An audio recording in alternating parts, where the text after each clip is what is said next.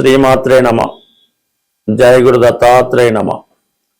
ఈ వీడియోలో మనం మార్చి 16 నుంచి 31 మధ్యలో జరగబోయే పక్ష ఫలితాలు పరిశీలించినప్పుడు తులారాశి వారికి రాశ్యాధిపతి శుక్రుడు మార్చి 25 వరకు 6వ స్థాన సంచారం ఉచ్చ స్థితిలోకి వెళ్ళడం వల్ల జాతకుడి యొక్క గుర్తింపు పెరుగుతుంది. అతనిలో ఒక కాన్ఫిడెన్స్, ధైర్యం పెరుగుతూ ఉంటుంది. ఎవరైతే సెలబ్రిటీ రంగం, సినిమా, మీడియా, టీవీ రంగాల్లో ఉన్నారో వారికి విజయ అవకాశాలు ఎక్కువగా లభిస్తాయి. చేపట్టిన కార్యక్రమాల్లో సక్సెస్ రావడం జరుగుతుంది. మీరు ఒక రాజకీయ పార్టీలో ఉన్నా, సినిమా రంగంలో ఉన్నా మీ యొక్క కృషికి తగిన గుర్తింపు, ఒక నూతన పదవి రావడం లభిస్తుంది. ఏదైనా ఒక ఎన్నికలు జరుగుతుంటే దానిలో నిరభ్యంతరంగా మీరు పోటీ చేసి విజయం సాధించే అవకాశాలు బలంగా ఉంటాయి. అయితే మీకు తులారాశి వారికి శని యోగకారకుడు. అటువంటి యోగకారకుడు మనకి అనుకూలమైన స్థితిలో 6వ స్థానంలో సంచరిస్తూ ఉన్నాడు. రాష్ట్రాధిపతిగా, వ్యక్తిగతంగా రాష్ట్రాధిపతి శుక్రుడు ఈ శని భగవాన్ని కలిసిన వల్ల స్త్రీలకి ఉద్యోగ అవకాశాలు పెరుగుతాయి. ఎక్కువగా మీరు స్వతంత్రంగా ఒక సంస్థను స్థాపించాలన్నా, ఒక కార్యాలయం పెట్టాలన్నా, లేదంటే మీకుగా మీ యొక్క టాలెంట్ని రుజువు చేసుకోవాలన్నా ఇది చాలా అనుకూలమైనటువంటి సమయం. చాలా తొందరగా గుర్తింపు, సక్సెస్ రావడం జరుగుతూ ఉంటుంది. అలాగే మీ యొక్క అభిమానుల సంఖ్య కూడా పెరుగుతూ ఉంటుంది.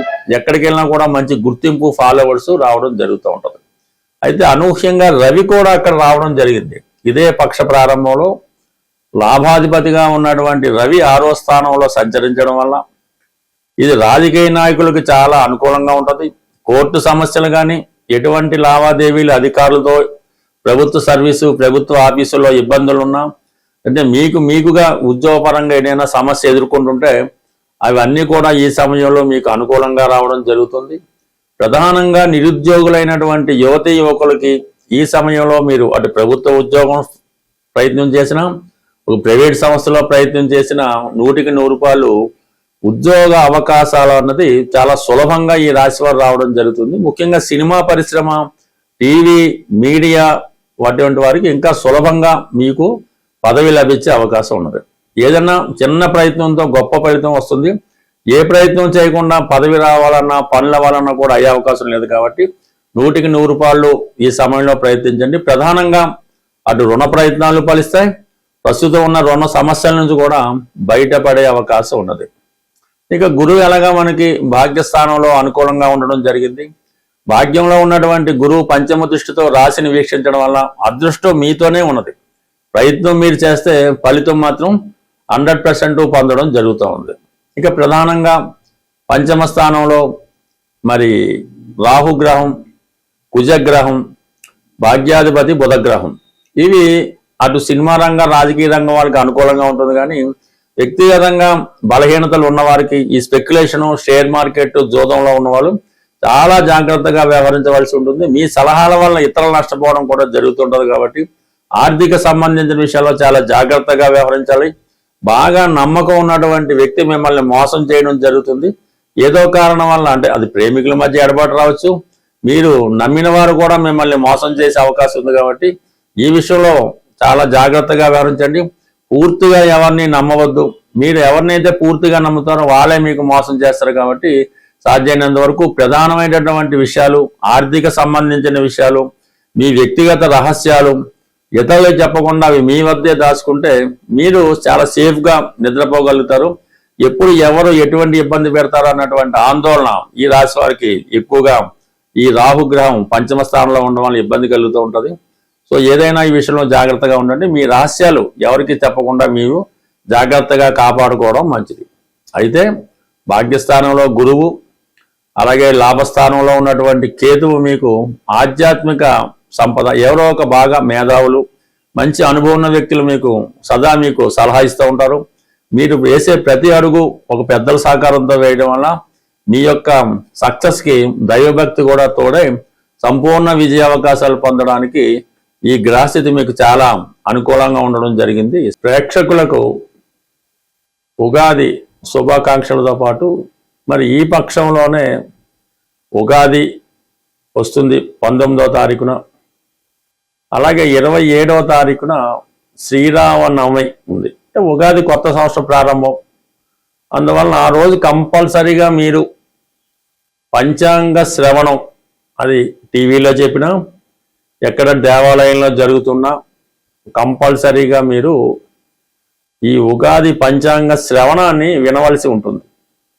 అంటే దానివల్ల ఏంటంటే మీకు ఈ పంచాంగంలో ఉన్నటువంటి విషయాలు అర్థమవుతాయి, ఆ గ్రహాలు యాక్టివేట్ అయ్యి మీకు అనుకూలంగా ఉండడం జరుగుతూ ఉంటుంది. అలాగే చాలా విషయాలు తిథి వార నక్షత్ర యోగ కరణాలు తెలుసుకోవడం వల్ల అటు వివాహ సంబంధించిన విషయాలు, అలాగే ఉద్యోగానికి ఆరోగ్యానికి ఇవన్నీ కూడా మీకు అనుకూలంగా మారడం జరుగుతూ ఉంటుంది. అలాగే ఏదైనా చిన్న చిన్న పరిహారాలు చెప్పినప్పుడు అవి చేసుకోవడం వల్ల మీరు అంటే ఈ గ్రహాలని తిథుల్ని వారాలని నక్షత్రాలని ఎంత నమ్మకంతో మీరు పాటిస్తే అవి మీకు అంత బాగా పనిచేస్తాయి. ఉదాహరణకి ఏదో ఈరోజు ఆదివారం రోజు చాలా నియమంగా ఉండాలి, సూర్య నమస్కారం చేసుకోవాలి, దానివల్ల మనకి మంచి ఆరోగ్యం వస్తుందని నమ్మకంతో చేస్తే ఆ ఫలితం మీకు 100% వస్తుంది. అలాగే ఈరోజు ఏకాదశి, ఈ ఏకాదశి రోజు మనం నియమంగా ఉండాలి, ఆ నమ్మకంతో చేస్తేనే ఆ ఫలితం వస్తుంది. ఏదో పెద్దవాళ్ళు చేయమన్నారంటే రాదు. అంటే ఈ నమ్మకం అంతా మీకు ఈ పంచాంగం వినడం వల్ల రావడం జరుగుతూ ఉంటుంది. సో అలాగే మరి ఇదే పక్షంలో వస్తున్నటువంటి శ్రీరామనవమి, అదే రోజు కళ్యాణం జరుగుతూ ఉంటుంది.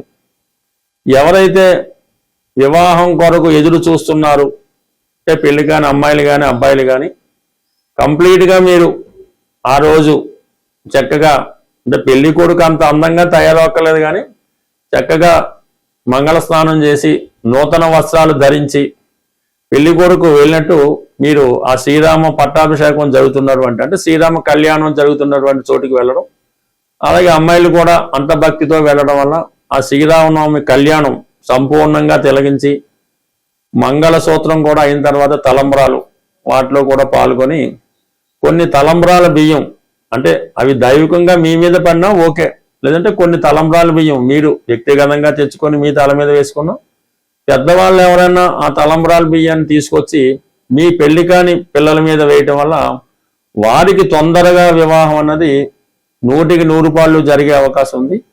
మరి అంత కళ్యాణం స్వయంగా పాల్గొలేని వారు భద్రాచలం సీతారాముల కళ్యాణం ప్రత్యక్ష ప్రసారం ఓపికగా కూర్చొని కంప్లీట్గా తిలకించి ఈ విధంగా మీరు ఆ అనుభవాన్ని పొందడం వల్ల, అంటే ఆ కళ్యాణం మీకే జరుగుతుంది అన్న విధంగా మీరు భావన చేసుకుంటే 100% మీకు ఆ శుభం జరిగే అవకాశం ఉంటుంది. అది కేవలం పెళ్లి కాని అమ్మాయిలే అబ్బాయిలే కాకుండా వివాహపరంగా సమస్యలు ఎదుర్కొంటున్నవారు, భార్యాభర్తలు దూరంగా ఉండి అనేక రకాల ప్రాబ్లమ్స్తో ఉన్నవారు కూడా ఇది చక్కగా తిరిగి మళ్ళా జీవితం వసంతం నింపుకొని తిరిగి కళ్యాణ గడియలు, అంటే సంతోషకరమైన గడియలు జరిగే అవకాశం ఉంటుంది. ఇదే సమయంలో మీకు ఇంకొక చక్కని పరిహారం ఏంటంటే, ఎవరైతే ఉద్యోగం రాక నిరుద్యోగ సమస్యతో ఎదురవుతున్నారో వాళ్ళు ఈ శ్రీరామ పట్టాభిషేకం ఫోటో పెట్టుకొని మీరు చక్కగా ఒక ఇంట్లో ఏవైతే ఆహార పదార్థాలు వండుకుంటారో వాటితో పాటు చక్కగా వంకాయ కూర, ఒక మంచి శ్రేష్టమైన వంకాయలు తెచ్చి వంకాయతో కూర తయారు చేయించి ఆ వంకాయ కూరతో కూడిన నైవేద్యాన్ని ఈ భరతుడికి పెట్టినట్టుగా మీరు భావించాలి. అంటే మిగతా వాళ్ళు కూడా పెట్టచ్చు, ఈ భరతుడికి ఈ వంకాయ కూరతో కూడిన అన్నాన్ని నైవేద్యంగా పెట్టి ఆ భరతుడిని మీరు ప్రార్థించడం వల్ల, ఈ భరతుడి యొక్క అనుగ్రహం పొందడం వల్ల తొందరగా ఉద్యోగం వచ్చే అవకాశం ఉంది. పెద్ద మంత్రం ఏమి అక్కర్లేదు, మీరు భరతుడిని మనసులో ధ్యానించి మీరు ఉద్యోగం కోరుకుంటే ఆ ఉద్యోగం 100% లభించే అవకాశం ఉంది. లేని పక్షంలో ఈ వంకాయ కూర చక్కగా వండి ఆవుకి పెట్టడం వల్ల కూడా నిరుద్యోగ సమస్య నుంచి బయటపడే అవకాశం ఉంది. అయితే ఇది చాలా నమ్మకంతో చేయవలసి ఉంటుంది. అలాగే మరొక చిన్న విన్నపం ఏంటంటే, మన హైదరాబాదులో ఈ మార్చి నెల 29వ తారీఖున ఒక జ్యోతిష్య మహాసభ జరగబోతుంది. దాన్ని సెమినార్ అని కూడా అంటారు. అది హైదరాబాద్లో సుందరయ్య విజ్ఞాన కేంద్రం బాకలింగపల్లిలో ఉంటుంది. దాంట్లో పాల్గొనే అవకాశం ఉన్న వాళ్ళు ఎవరన్నా పాల్గొనాలని ఇంట్రెస్ట్ ఉంటే కంపల్సరీగా మీ నేమ్ రిజిస్టర్ చేసుకోవడం మంచిది. దీనికి ఎటువంటి ఫీజు మీరు చెల్లించక్కర్లేదు. మీకు కావాల్సినటువంటి భోజన సదుపాయాలు వగైరా వగైరా సంస్థ వారే ఖర్చులు పెట్టుకొని జ్యోతిష్యాన్ని ప్రచారం చేసే ఉద్దేశంతోనూ మరి కొంతమందికి ఈ ఉగాది పురస్కారం ఇవ్వాలనే ఉద్దేశంతో నిర్వహిస్తున్నారు. కాబట్టి అభిమానం ఉన్నవాళ్ళు తప్పనిసరిగా ఈ జ్యోతిష మహాసభలో పాల్గొంటారని, ముందుగా మీ పేరు రిజిస్టర్ చేసుకుంటే దానికి తగ్గ ఏర్పాట్లు సంస్థ వారు చేసుకునే అవకాశం ఉంటుంది. స్వస్తి.